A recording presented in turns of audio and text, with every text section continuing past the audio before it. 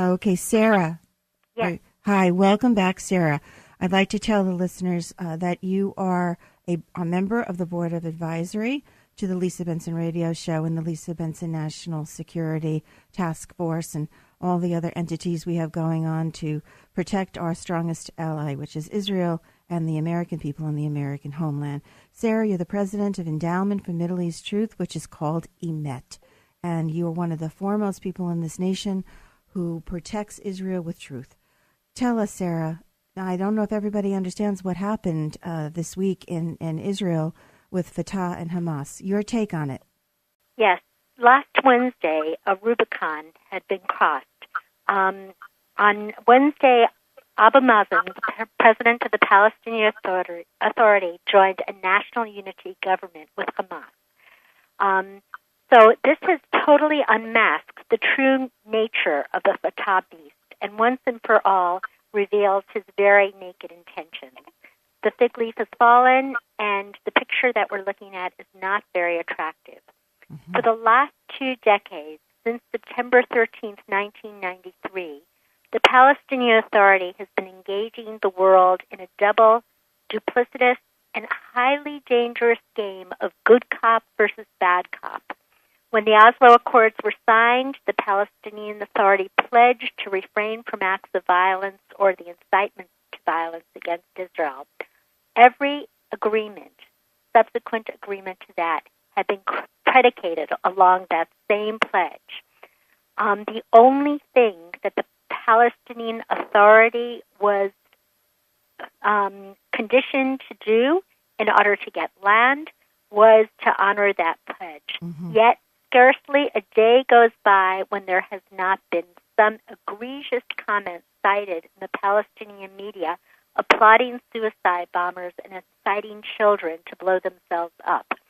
And wherever we go inside the Palestinian-controlled territories or the disputed territories, we see the familiar map of all of Israel labeled as Palestine. Right. If one picture is worth 1,000 words, that's the picture that has been telling the true intention of the Palestinian Authority. So they had made a very duplicitous game with Hamas. Hamas is the more Islamist group, but in terms of their ultimate intentions, it is the same. The Palestinian Authority is more secular.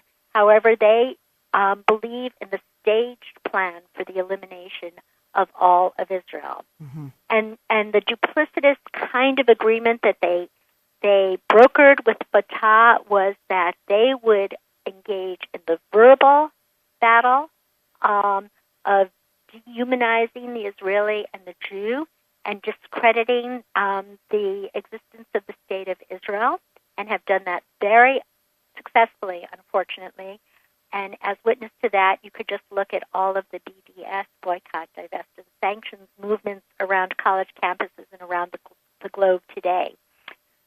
In the meantime, when members of Fatah were itchy to engage in physical, verbal attacks, then they would just spin off and form other groups like the Al-Aqsa Martyrs Brigade.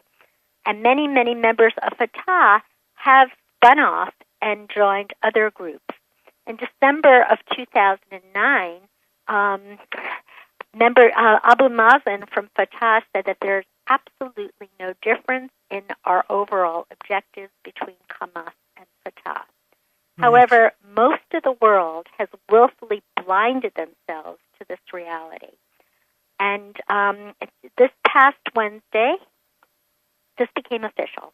Yes. This is, in a sense, this is very, very important because, for once, after 2 decades, Fatah, or the PA, reveals its true intentions, and there's truth in advertising.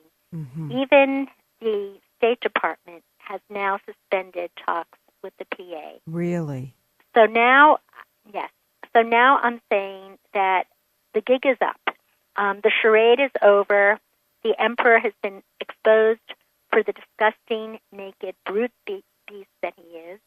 And let's hope that for the first time in 2 decades, people could recognize the true nature of the Palestinian Authority. However, I'm not that optimistic. No. I think there are many people in Washington and in the European capitals of the world that will still be pressuring Israel to engage in this quote-unquote peace process. Wow. Sarah, that's amazing.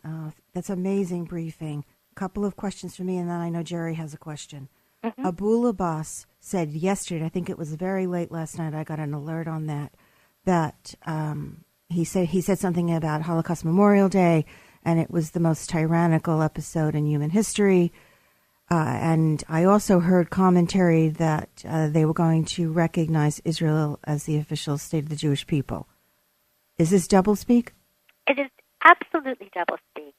If Mahmoud Abbas wants to recognize the Holocaust, he should disavow his association with Hamas, who wants to create another Holocaust today.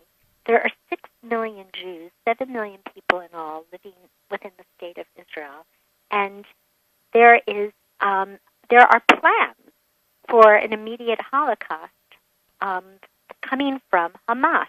Mm-hmm. I should say that Hassan Youssef, who is a spokesperson for Hamas, his son Masab Hassan Youssef is a friend of mine and converted to Christianity and is a wonderful human being. But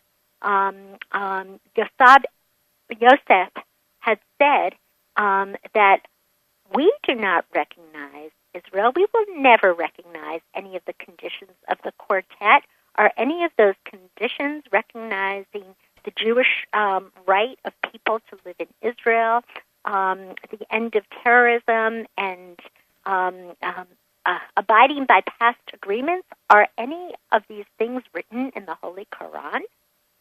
This is not going to rest. You do. This is a great briefing, and I want to tell our listeners that you can be reached for further comments, emetonline.org. And in the 2 minutes I have left, and I will continue saying that, Jerry, do you have a question for Sarah? I do, Sarah. You mentioned U.S. sources of grief about the tattered peace process, but I want to ask you specifically about J Street. Given the demise of the peace process, why is the Council of Presidents of major American Jewish organizations seriously considering bringing J Street under the tent? And to answer that question, you've got about a minute.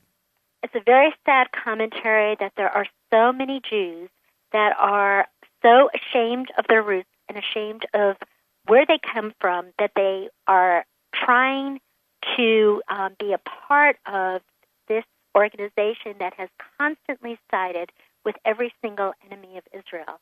When there was a war in Gaza and then a war in Lebanon, J Street took the same exact positions on Capitol Hill as the Council for American Islamic Relations and NIAC, the National Iranian American Council. They are in bed with our enemies, and unfortunately there's a huge history of our people who, for certain very, very neurotic psychological reasons, end up embracing organizations such as J Street. We should remember also that there were German Jews that supported Hitler before the war. Yeah. And Sarah, I want to thank you. We'll have you back on as this unravels. It's a day that tonight at sundown we'll be lighting candles for 6 million Jews who died. And I thank you for being with us, Sarah, today. We look forward to having you back.